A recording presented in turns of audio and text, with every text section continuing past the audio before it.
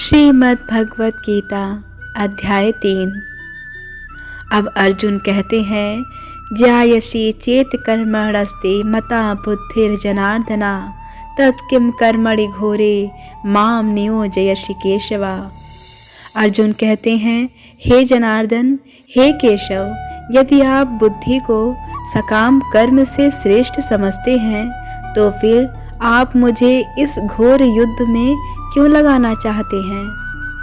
तात्पर्य है कि श्री भगवान कृष्ण ने पिछले अध्याय में अपने घनिष्ठ मित्र अर्जुन को संसार के शोक सागर से उबारने के उद्देश्य से आत्मा के स्वरूप का विशद वर्णन किया है और आत्म साक्षात्कार के जिस मार्ग की संस्तुति की है उसे बुद्धि योग या कृष्ण भावनामृत कहते हैं। कभी कभी कृष्ण भावनामृत को भूल से जड़ता समझ लिया जाता है और ऐसी भ्रांत धारणा वाला मनुष्य भगवान कृष्ण के नाम जप द्वारा पूर्णतया कृष्ण भावना भावित होने के लिए प्रायः एकांत स्थान में चला जाता है, किंतु कृष्ण भावनामृत दर्शन में प्रशिक्षित हुए बिना एकांत स्थान में कृष्ण नाम जप करना ठीक नहीं है। इससे अबोध जनता से केवल सस्ती प्रशंसा प्राप्त हो सकेगी। अर्जुन को भी कृष्ण भावनामृत या बुद्धि योग ऐसा लगा मानो वह सक्रिय जीवन से संन्यास लेकर एकांत स्थान में तपस्या का अभ्यास हो। दूसरे शब्दों में वह कृष्ण भावनामृत को बहाना बनाकर चातुरी पूर्वक युद्ध से जी छुड़ाना चाहता था, किंतु एक निष्ठ शिष्य होने के नाते उसने यह बात अपने गुरु के समक्ष रखी और कृष्ण से सर्वोत्तम कार्य विधि के विषय में प्रश्न किया और इसी उत्तर में भगवान ने इस अध्याय में कर्मयोग अर्थात कृष्ण भावना भावित कर्म की विस्तृत व्याख्या की है।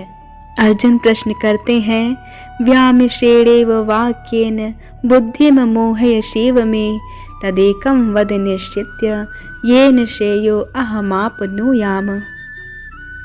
आपके अनेकार्थक उपदेशों से मेरी बुद्धि मोहित हो गई है, अतः कृपा करके निश्चय पूर्वक मुझे बताएं कि इनमें से मेरे लिए सर्वाधिक श्रेयस्कर क्या होगा। तात्पर्य है कि श्रीमद् भगवत गीता के उपक्रम के रूप में सांख्य योग, बुद्धि योग, बुद्धि द्वारा इंद्रिय निग्रह, निष्काम कर्म योग तथा नौ दीक्षित की स्थिति जैसे विभिन्न मार्गों का वर्णन किया गया है, किंतु उसमें तारतम्य नहीं था।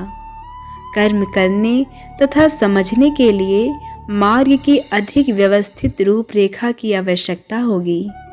अतः अर्जुन इन भ्रामक विषयों को स्पष्ट कर लेना चाहता था, जिसमें सामान्य मनुष्य बिना किसी भ्रम के उन्हें स्वीकार कर सके। यद्यपि श्री कृष्ण वाक चातुरी से अर्जुन को चकराना नहीं चाहते थे, किंतु अर्जुन यह नहीं समझ सका कि कृष्ण भावनामृत क्या है, जड़ता है या कि सक्रिय सेवा। दूसरे शब्दों में अपने प्रश्नों से वह उन समस्त शिष्यों के लिए जो भगवत गीता के रहस्य को समझना चाहते हैं कृष्ण भावनामृत का मार्ग प्रशस्त कर रहा है। फिर भगवान कहते हैं, लोके अस्मिन् द्विविधा निष्ठा पुरा प्रोक्ता मया नघ ज्ञान योगेन सांख्यानाम कर्म योगेन योगिनाम। भगवान कहते हैं, हे निष्पाप अर्जुन, मैं पहले ही बता चुका हूँ कि आत्म साक्षात्कार का प्रयत्न करने वाले दो प्रकार के पुरुष होते हैं। कुछ इसे ज्ञान योग द्वारा समझने का प्रयत्न करते हैं तो कुछ भक्तिमय सेवा के द्वारा। तात्पर्य है कि द्वितीय अध्याय के 39वें श्लोक में भगवान ने दो प्रकार की पद्धतियों का उल्लेख किया है, सांख्य योग तथा कर्म योग। कर्म योग को बुद्धि योग भी कहते हैं। इस श्लोक में इनकी और अधिक स्पष्ट विवेचना की गई है। सांख्य योग अथवा आत्मा तथा पदार्थ की प्रकृति का वैश्लेषिक अध्ययन उन लोगों के लिए है जो व्यावहारिक ज्ञान तथा दर्शन द्वारा वस्तुओं का चिंतन एवं मनन करना चाहते हैं। जैसा कि द्वितीय अध्याय के 61वें श्लोक में बताया गया है, 39वें श्लोक में भी भगवान ने बताया है कि बुद्धि योग या कृष्ण भावनामृत के सिद्धांतों पर चलते हुए मनुष्य कर्म के बंधनों से छूट सकता है तथा इस पद्धति में कोई दोष नहीं है। 61वें श्लोक में इसी सिद्धांत को और अधिक स्पष्ट किया गया है कि बुद्धि योग पूर्णतया परम ब्रह्म विशेषतया कृष्ण पर आधारित है और इस प्रकार से समस्त इंद्रियों को सरलता से वश में किया जा सकता है। अतः दोनों प्रकार के योग धर्म तथा दर्शन के रूप में अन्योन्याश्रित हैं। दर्शन विहीन धर्म मात्र भावुकता या कभी कभी धर्मांधता है और धर्म विहीन दर्शन मानसिक उहापोह है। अंतिम लक्ष्य तो श्री कृष्ण है, क्योंकि जो दार्शनिक जन परम सत्य की खोज करते रहते हैं वे अंततः कृष्ण भावनामृत को प्राप्त होते हैं। इसका उल्लेख भी भगवत गीता में मिलता है।